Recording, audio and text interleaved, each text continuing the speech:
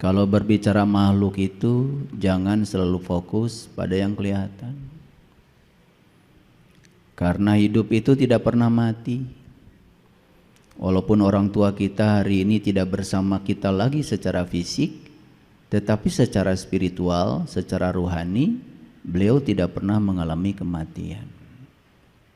Beliau ada di sini.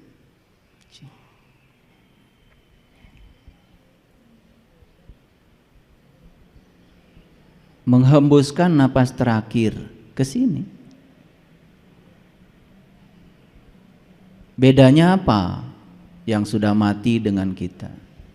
Bedanya yang sudah mati itu ketika menghembuskan napas ke sini, napas enggak diizinkan lagi ke sini. Itu aja. Dan kita yang masih hidup ini, ketika kita menghembuskan napas ke sini, nafas itu cerdas. Karena masih ada tugas yang harus diselesaikan, dan tubuh ini masih layak pakai untuk digunakan sebagai kendaraan, maka nafas ke sini balik lagi, memberikan pinjaman kehidupan lagi kepada kita. Jadi sebetulnya kita ini sekarang sudah mengalami hidup mati. Karena napas itu masuk berarti hidup, keluar berarti mati, masuk lagi hidup, keluar mati. Jadi lampu yang ada di masjid ini tidak hidup terus. Ini hidup mati. Karena di PLN itu pembangkit listriknya itu adalah pembangkit listrik arus bolak-balik. Arus bolak-balik tegangannya itu dari 0 maksimum ya sekitar 220 akar 2 volt. Turun lagi minimum negatif polarisasinya, naik lagi begitu. Jadi seperti itu, seperti gelombang. Cuma karena PLN itu frekuensinya 50 Hz, 50 Hz itu berarti dalam 1 detik terjadi 50 kali hidup mati. Mata kita tidak sanggup lagi untuk mendeteksi 50 kali hidup mati, lalu kita mengatakan seakan-akan lampu ini hidup terus. Karena kita tidak punya knowledge. Saya kalau ngasih ujian sama mahasiswa yang sederhana saja. Apakah lampu di rumah Anda itu hidup mati atau hidup terus? Udah itu aja soalnya. 5 jam ujiannya.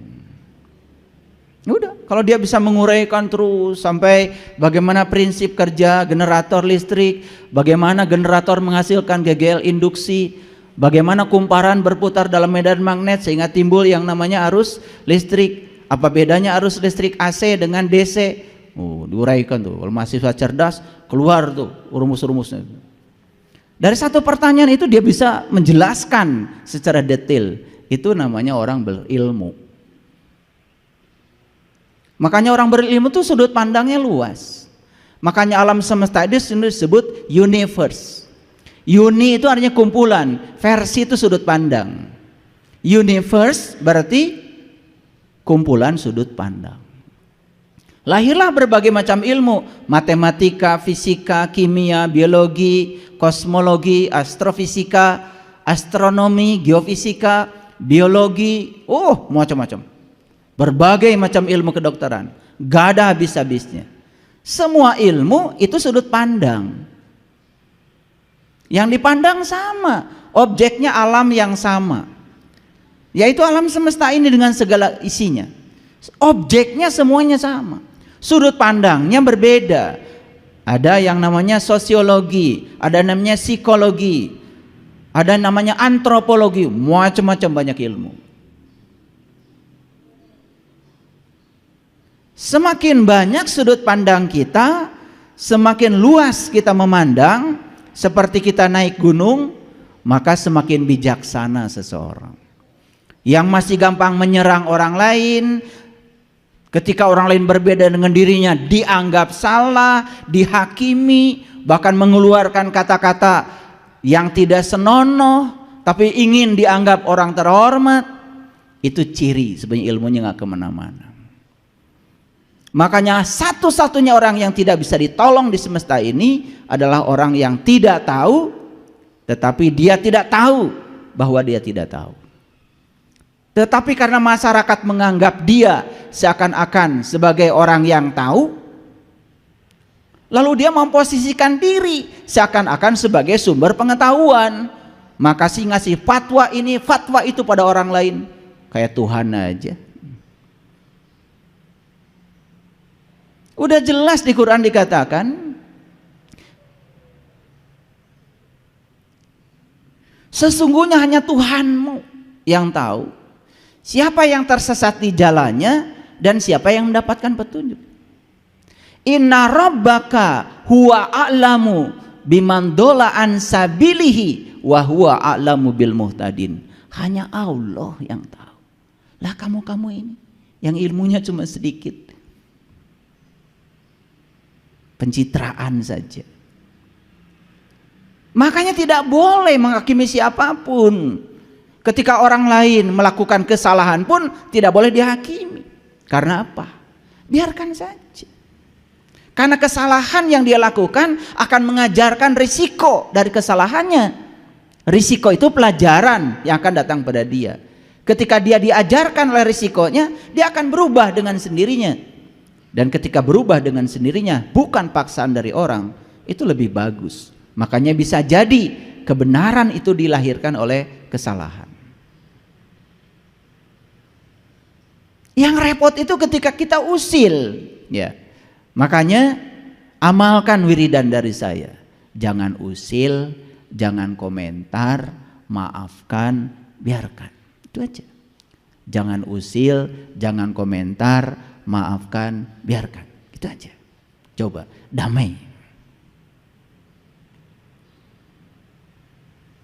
Oleh karena itu mari kita bersyukur hari ini kita diberi kesempatan kembali untuk memotret diri kita, melihat sesungguhnya diri kita secara jujur, sejujur-jujurnya, dan semoga keluar dari ruangan ini kita bisa mengalami perubahan kesadaran.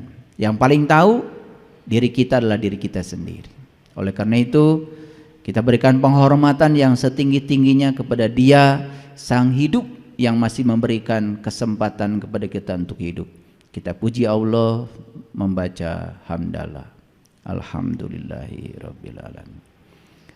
Mari kita sapa asma Allah dengan kelembutan dan cinta. Semoga Allah membukakan pintu kecerdasan kita, memampukan kita untuk melaksanakan semua ilmu yang kita serap hari ini dalam kehidupan kita. Kita bacakan basmalah. Bismillahirrahmanirrahim.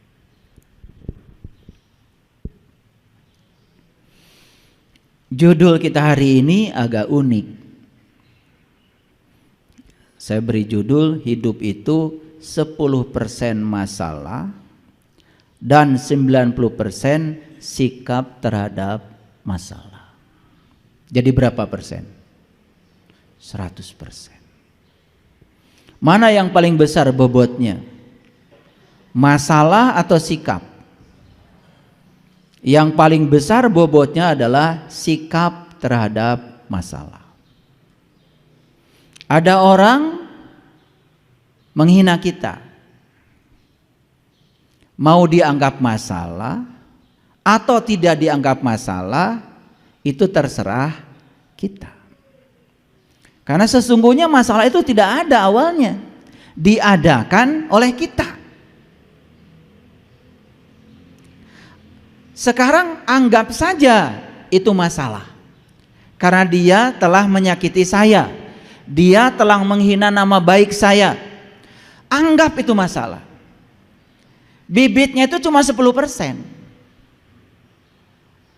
Tapi begitu kita lapor ke polisi, pencemaran nama baik, meluangkan waktu, harus di BAP, perlu pengacara,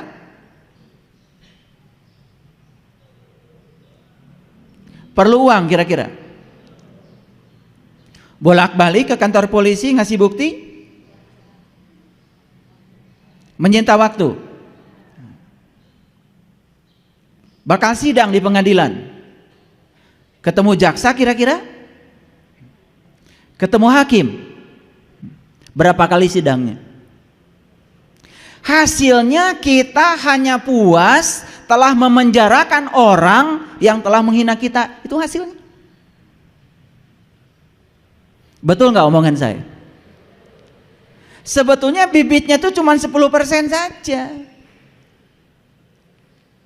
Masalah besarnya itu diciptakan oleh ego kita sendiri, pikiran kita sendiri, diri palsu kita. Ujung-ujungnya hanya puas kita telah berhasil memenjarakan orang, mencelakakan orang yang kita sebut telah menyakiti kita. Sibuk nggak kita? Sibuk apa kita? Bodoh nggak kita?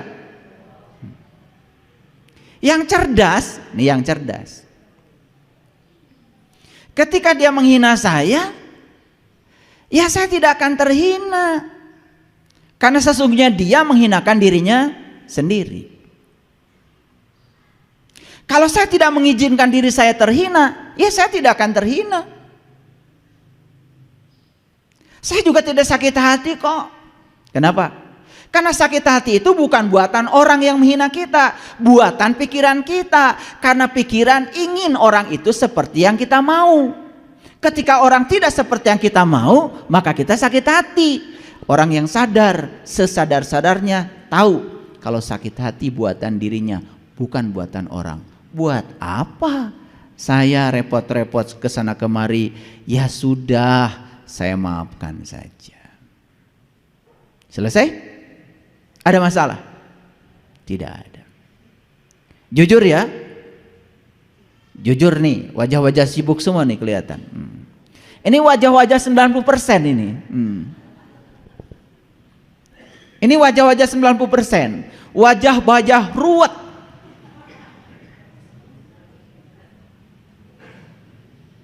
Harusnya bisa sampai 0%. Istilah anak mudanya itu adalah emang gue pikirin. Itu bahasa tingkat tinggi itu. Tetapi selama ini bahasa itu disepelekan. Dan kita lebih senang untuk berjibaku menyibukkan diri untuk sesuatu yang sama sekali tidak ada gunanya. Keluar tenaga banyak, pikiran banyak, uang banyak, melibatkan banyak orang hanya untuk memuaskan pikiran kita, memuaskan ego kita. Betapa bodohnya manusia di kehidupan ini. Sering terjebak kebodohan itu. Sering apa sering sekali? Sampai bersumpah, nanti kalau saya mati, awas ya, kalau dia sampai menyentuh jasad saya, waduh, mati saja udah buat dendam. Orang yang mati kayak gitu, lahir lagi jadi cacingnya udah untung. Gak ada gunanya. Ini ada cerita suami istri. Suaminya itu memendam dendam yang luar biasa sama istrinya. Tetapi dia tidak berdaya ketika masih hidup. Maka dendamnya dibawa mati. Hartanya banyak berlimpah. Sepeda motor banyak, mobil banyak, rumah banyak. Dan ketika dia divonis penyakit tertentu dan dia tahu sebentar lagi mau mati, diam-diam di belakang istrinya dia pergi ke sebuah yayasan amal. Dan dia bikin di depan notaris penyerahan semua hartanya. Tidak ada disisakan satu harta pun buat istrinya. Gitu. Jadi begitu dia mati, beneran nih matinya. Istrinya itu pura-pura menangis Bombay. Padahal itu yang diharapkan. Apa yang dilakukan istrinya? Langsung buru-buru ke tempat pembuatan batu nisan. Beli batu nisan yang paling mahal, marmernya dari luar negeri, diukir tulisannya, istirahatlah dengan damai.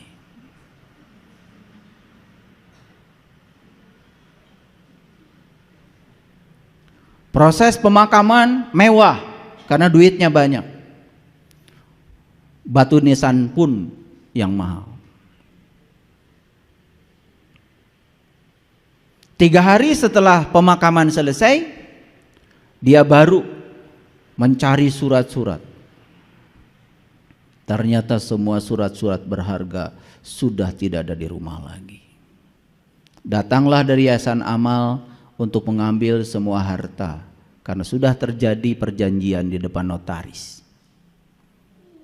Kira-kira kecewa nggak istrinya ini? Kecewa berat. Apa yang dilakukan? Pergi ke tukang batu nisan lagi. Mas, maaf kemarin ada yang tertinggal. Apa? Tulisannya kurang lengkap. Bu, selama saya jadi tukang batu nisan, tulisannya sudah sempurna, Bu. Istirahatlah dengan damai. Belum. Tambahkan sedikit lagi. Sampai aku datang. Lengkap ya tulisannya. Istirahat dengan damai sampai aku datang. Ini dua-duanya memendam dendam. Yang suami memendam dendam sampai dibawa mati, yang istri pun nanti tunggu tanggal mainnya. Gitu. Jadi ingin memuaskan dendam ketika mati karena harta sudah dipindah tangankan di Yayasan Amal. Luar biasa. Ini mati model apa kayak gini? Sama sekali tidak memenuhi ayat la tamutuna illa wa antum muslimun. Janganlah kau mati kecuali sudah menjadi orang yang pasrah total kepada Allah, masih menolak kenyataan hidup. Ini kenapa? Ini kira-kira tipe suami istri 10% atau 90%? Seperti siapa? Seperti siapa? Tuh yang ketawanya paling kenceng itu.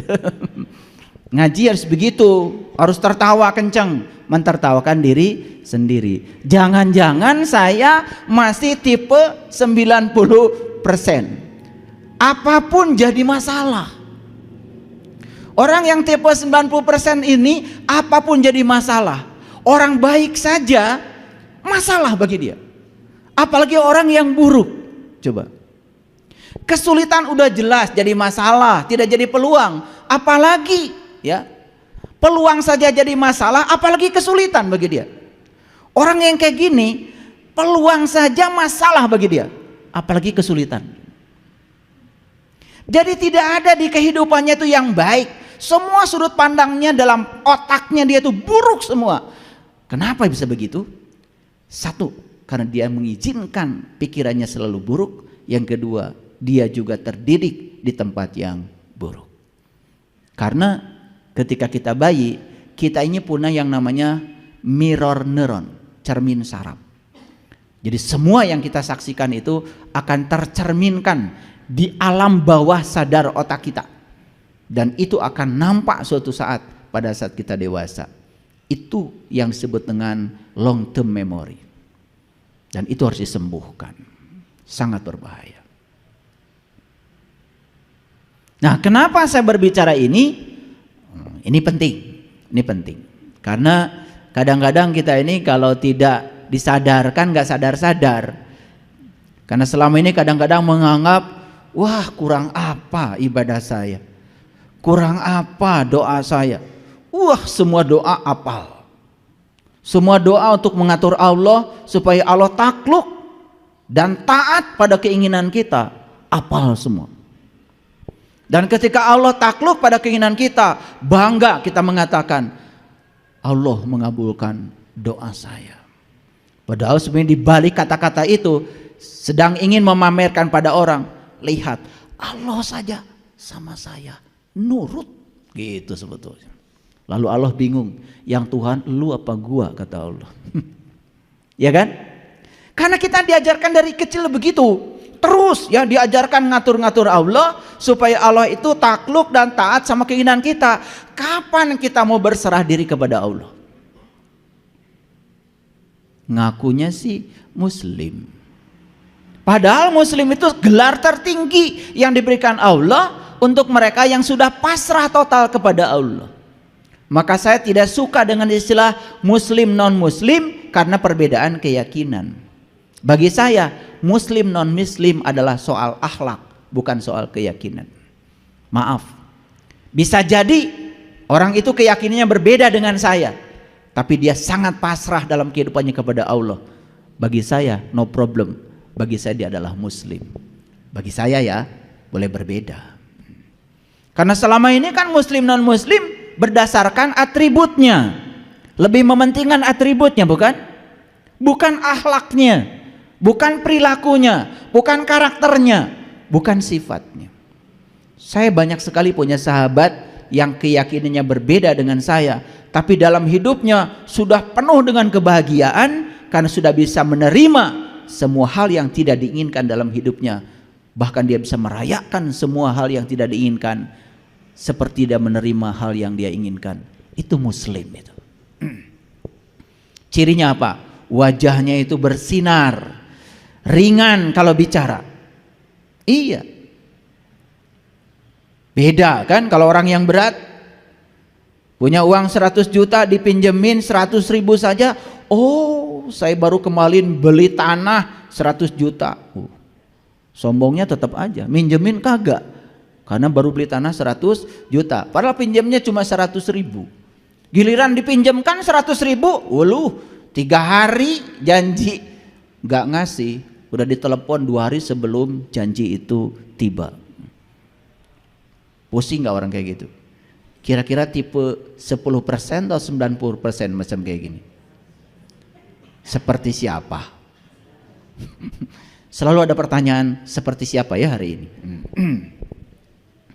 Jadi hidup itu adalah 10% apa yang terjadi pada kita, 90% bagaimana kita menanggapinya.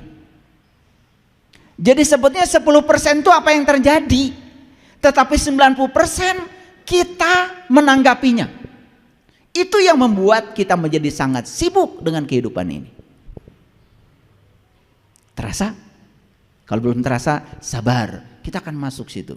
Nanti juga suatu saat akan terasa, oh itu saya banget, oh itu gua banget.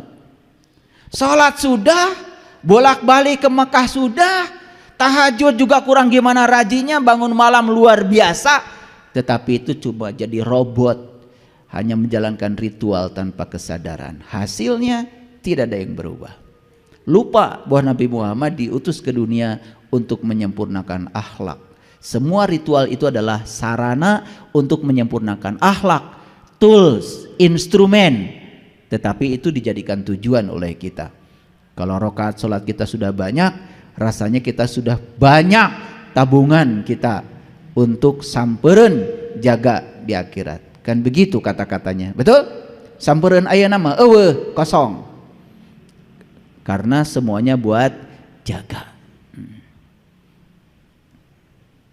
Itulah kadang-kadang kita suka bodoh. Terus aja membawa diri kita oleh pikiran ke masa depan. Lalu tidak pernah hadir di sini, saat ini, sekarang. Padahal hidup itu adalah di sini, saat ini, sekarang. Yang menentukan masa depan kita adalah saat ini kau buat apa. Jadi hidup itu awalnya sederhana. Karena cuma 10%. Selanjutnya menjadi rumit. Karena ditambah 90%. Apalagi yang 90% itu adalah respon-respon yang negatif terhadap semua hal yang terjadi dalam hidup. Tidak ada baiknya. Bayangkan, hidup yang kayak gitu tidak layak dihidupi karena kita telah menciptakan neraka bagi diri kita sendiri. Jadi siapa pencipta neraka? Pikiran kita. Kalau pikiran bisa menciptakan neraka, berarti pikiran juga bisa menciptakan surga. Dan selama ini salah kaprah, kita menganggap surga dan neraka itu ciptaan Allah. Surga dan neraka adalah ciptaan pikiran kita sendiri. Belum selesai. Ya, kita lanjutkan dulu. Saya cerita sedikit tentang pikiran. Ada kata-kata bijak, jangan hiraukan masalah. Abaikan justru pikiran-pikiran negatif tentang masalah. Kita selama ini sering berfokus pada masalah. Kalau masalah diabaikan, justru fokus kita ke sini. Ada pikiran apa di dalam diri saya tentang masalah? Ketika pikiran sedang memproduksi pikiran-pikiran negatif tentang masalah, maka yang 10% itu membumbung menjadi 100%. Dibesarkan 90% oleh kita sendiri. Itulah pola kerja pikiran. Jadi pikiran itu ibarat parasut ya. Hanya berfungsi ketika terbuka. Pernah lihat orang terjun payung? Pernah ada berita orang terjun payung kemudian meninggal? Gara-garanya cuma satu, karena parasutnya tidak terbuka. Begitu parasut tidak terbuka, ya sudah, dia akan mengalami percepatan jatuh bebas dalam fisika, free fall. Dia akan jatuh bebas tanpa hambatan. Tetapi begitu ada payungnya terbuka, dia bisa kendalikan mau hinggap di tempat mana. Itu bedanya. Makanya orang-orang yang hari ini pikirannya masih tertutup, persis seperti orang terjun payung, parasutnya tidak terbuka. Dan orang-orang yang terbuka pemikirannya biasanya gampang untuk bisa menerima pandangan dari orang lain. Makanya dia akan menjadi kaya sudut pandang. Pernah nggak menyaksikan orang yang kekeh dengan pikirannya sendiri? Sulit untuk menerima kritikan, sulit untuk menerima pandangan dari orang, asapang benerna, asapang akangna, merasa diri paling benar. Orang yang tertutup pikirannya seperti itu, persis seperti orang yang terjun payung, parasutnya tidak terbuka.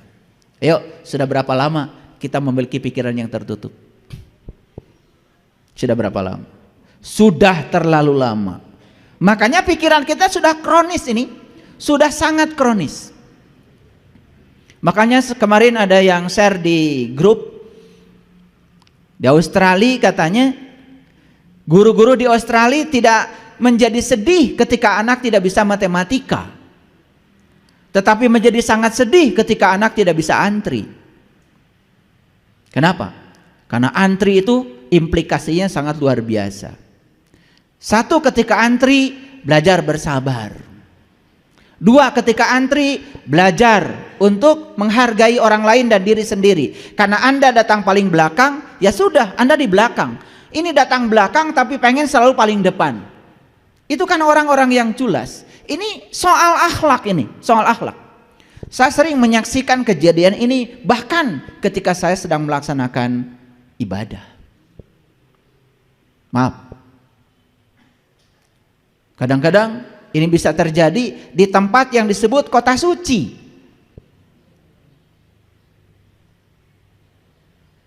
Tidak bisa antri. Bahkan antri itu apa? Belajar untuk tidak menunggu. Orang yang selalu menunggu, dia selalu ditarik oleh pikirannya ke masa depan, pasti akan menderita.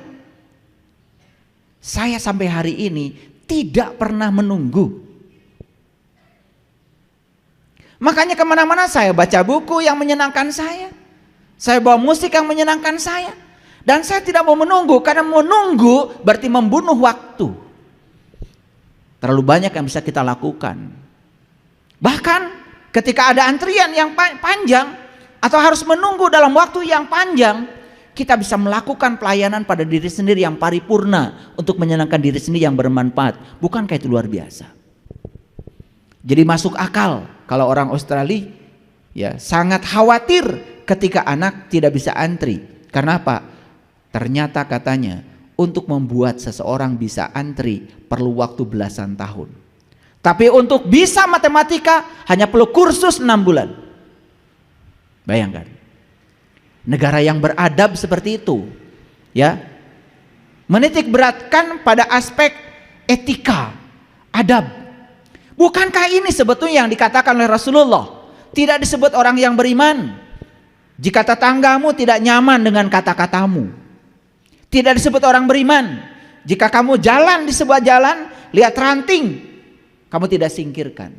Berbahaya bagi orang lain tapi kamu tidak peduli. Tidak disebut orang beriman. Kita bukan bikin ranting, bikin polisi tidur pakai semen dan puas ketika orang lain jatuh akibat polisi tidur kita. Dan masih saja mengatakan diri orang beriman. Bahkan polisi tidurnya tepat di depan masjid. Luar biasa? Siapa yang luar biasa? Kita. Lu kali, gua kagak. Awas, jangan pengen kita terus. Kita ini susah sekali bilang saya. Ini kebiasaan, pengen bareng-bareng. Saya sering tanya, siapa yang begitu? Kita. Loh, kita. Lu aja kali, gua kagak. Jadi untuk bilang saya itu ini karakter. Ini kebiasaan tidak mau bertanggung jawab. Jadi inginnya rame-rame. Ini karakter, ini karakter. Ini saya bicara karakter karena judulnya ini soal karakter. Nanti kita akan pakai ayat supaya jelas. Baik, lanjutkan dulu. Ketika pikiran diam, seluruh alam semesta akan menyerah. Maka ada kata-kata, jika kamu mengangkat tangan, maka Allah akan turun tangan. Dan jika kamu turun tangan, Allah akan angkat tangan. Ini kata-kata yang luar biasa. Cuman implementasinya kadang-kadang gak ngerti. Jika pikiran diam, seluruh alam semesta akan menyerah. Maka belajar mendiamkan pikiran. Gimana caranya? Itulah pentingnya meditasi. Alergi dengan meditasi, ganti muraqabah ke, muhasabah ke, pakai biar Arab. Tapi intinya adalah belajar menyadari bahwa pikiran bukan diri kita. Belajar menyadari bahwa tubuh bukan diri kita. Diri kita yang sebenarnya adalah sang kesadaran pengamat bagi pikiran. Gak akan larut kalau begitu. Yang melakukan yang begini kebanyakan justru orang lain, bukan kita. Padahal ini ajaran Islam luar biasa. Quran mengajarkan kita untuk belajar murakabah, muhasabah, musyahadah, mukasyafah. Ini ajaran Islam. Tetapi implementasinya kita nggak ngerti. Coba kalau ditanya gimana cara mendiamkan pikiran, banyak yang belum tahu. Malah ngomongnya gimana cara membunuh pikiran. Pikiran nggak bisa dibunuh. Pikiran tuh kayak anak kecil. Kayak anak kecil pikiran tuh. Kalau anak kecil sedang pegang mainan, ambil mainannya pasti nangis. Cara mengambil mainan itu kasih mainan baru dia akan senang. Makanya kalau kita mau mendiamkan pikiran, kasih mainan baru. Caranya sederhana. Fokuskan pikiran pada nafas. Menyadari nafas kita masuk, keluar, datang dan pergi. Menyadari bahwa kita sedang mengalami hidup dan mati. Menyadari bahwa sesungguhnya dalam diri kita ada Dia yang tidak pernah tidur, nggak pernah ngantuk. La ta'khudhu sinatu wala naum. Nafas adalah wujud nyata kehadiran Allah dalam diri. Makanya memfokuskan pikiran pada nafas membuat pikiran kita diam. Ketika diam, pikiran ini tidak terlalu galak. Coba. Kalau tidak bisa begitu, mindfulness. Caranya apa? Tarik nafas hitungan 4, tahan nafas hitungan 7, buang nafas hitungan 9. Akan tenang. Lambatkan jantung kita. Pikiran akan diam. Pikiran diam, perasaan akan tenang. Itu teknik-teknik sederhana yang kita lupakan. Padahal ini adalah ajaran leluhur kita yang sangat luar biasa. Pernah melakukan begitu? Ketika kesal, tarik nafas yang dalam. Menikmati kehadiran nafas dalam diri. Pernah? Enggak. Padahal sangat sederhana. Ini yang hilang dari kehidupan kita. Lalu kita menjadi sangat terbiasa untuk reaktif, tidak bertanggung jawab. Itulah. Lihat saya semuanya. Jadi pikiran ini persis seperti kabut. Sedangkan kesadaran kita, diri sejati kita persis seperti langit biru. Coba, langit tetap saja biru, ada kabut, tidak ada kabut. Kabut itu kadang hitam, kadang putih, ada dan tiada. Tapi langit tetap aja biru. Makanya orang-orang yang sudah menjadi langit biru, yang sudah berkesadaran tinggi, bahasa Qur'annya sudah mencapai sakinah, itu dilambangkan dengan teratai. Teratai itu semakin kotor tempat dia tumbuh, semakin indah dan bening bunganya. Makanya teratai menjadi lambang meditasi. Makanya orang bijak mengatakan, jadilah langit biru, jadilah layar. Pernah lihat layar? Kalau sekarang saya putar di sini video kebakaran, terbakar nggak layar? Kalau sekarang saya putar video banjir di layar ini, basah nggak layar? Layar. Ada video kebakaran tidak terbakar, ada video banjir tidak basah, layar. Sudah bisa begitu nggak? Iya. Kebanjiran kalian mah basah, ada kebakaran gosong. Kapan mau bahagia kalau begitu? Ini namanya belum mencapai sakinah. Tapi ngomong sakinah udah pinter ya? Iya, kalian kan begitu. Setiap orang nikah semoga samawa.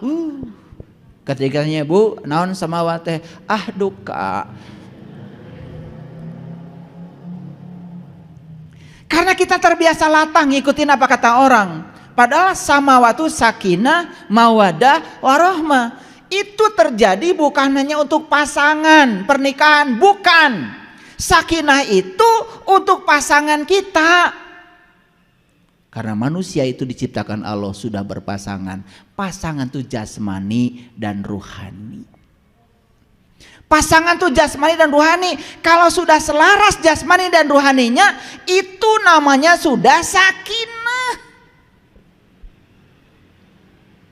Suami istri itu tidak mungkin selaras. Apalagi belum bisa menerima dan menghargai perbedaan. Yang terjadi sengketa terus. Apalagi tidak tahu tujuan menikah. Tujuan menikah itu cuma satu, latihan menerima dan menghargai perbedaan. Karena Anda dengan saya beda. Ini malah saling memaksakan persamaan. Bikin dalil-dalil. Sebagai istri, awas. Kamu tidak akan masuk surga sebelum dapat restu dari saya. Walaupun suaminya binal kayak apa, pinter kalau bikin dalil begitu. Nurut sama suami atau tidak? Wah.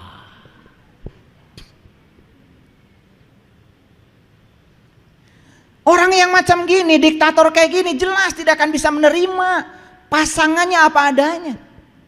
Dia ingin pasangannya seperti yang ada di pikirannya. Ketika tidak seperti yang ada di pikirannya, out. Dan yang lucu, ini dilakukan oleh orang-orang yang mengatakan dirinya adalah tokoh-tokoh agama. Tidak cocok dengan pasangan, cerai. Cerai itu akibat dia tidak bisa menerima dan menghargai perbedaan. Ingin pasangannya sama dengan yang dipikirkannya. Padahal jelas-jelas cara berpikir beda, jenis kelaminnya beda, dibesarkan di keluarga yang berbeda. Pendidikan juga berbeda, adat istiadat juga berbeda, cara berpakaian juga berbeda, fisiologi berbeda, psikologinya berbeda. Apa yang mau dibuat sama? Udah nyata-nyata beda kok. Maka disebut pasangan. Pasangan itu kiri kanan, tidak pernah kiri-kiri. Kan disebutnya ya aju aja. Saya khawatir ya, kalau ini dilakukan oleh tokoh-tokoh, kemudian ke bawahnya pada ngikut. Seakan-akan menceraikan pasangan itu sah-sah saja. Padahal jelas tidak bisa menerima dan menghargai perbedaan. Kalau di rumah saja di level kecil sudah tidak bisa menerima dan menghargai perbedaan, gimana dia dengan level besar? Maka di luar pun dia menyerang terus. Setiap yang berbeda dengan dirinya dia serang, dia hakimi. Begitu. Gak ada etika. Bahkan ujungnya sebetulnya kan patut diragukan imannya. Kalau orang sudah bertauhid gak kayak gitu. Seperti Allah menerima semua kita apa adanya. Hebat nggak Allah? Yang jahat tetap bernafas, yang baik-baik bernafas. Allah itu begitu, tidak tersinggungan kayak kalian. Hebat. Dia menunjukkan kemahakuasaannya luar biasa. Makin maha kuasa, makin dekat dengan yang dikuasainya. Makanya kata Allah, berbuat baiklah kamu sebagaimana aku berbuat baik kepadamu. Wa ahsin kama ahsanallahu ilaika. Jadi mekanisme perbuatan baik itu baru disebut baik kalau cara melakukannya persis seperti Allah melakukannya kepada kita, tanpa keinginan, tanpa muatan. Keren gak kalau hidup kayak gitu? Keren.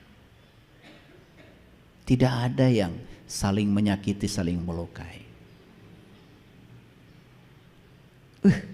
Kalau kita sadar dengan itu luar biasa.